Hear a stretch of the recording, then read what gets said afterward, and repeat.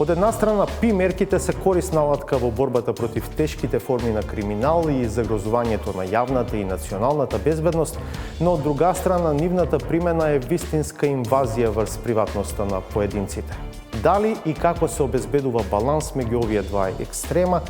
Господине Савески, колку сте критични кон тие барања што ви доаѓаат од јавното обвинителство? Кога станува збор за првичното определување, може би има некоја доза на мала толеранција околу тоа да се види, да обидот на јавниот обвинител да дојде до докази. Меѓутоа, кога се работи за барање за продолжување на посебната истражна мерка, тука малце критериумите се повисоки. Господин Крстич, има ли случај досега да биде одбиено барање? Во судската пракса нема одбиено барање за определување на посебна истражна мерка. Зошто е тоа така?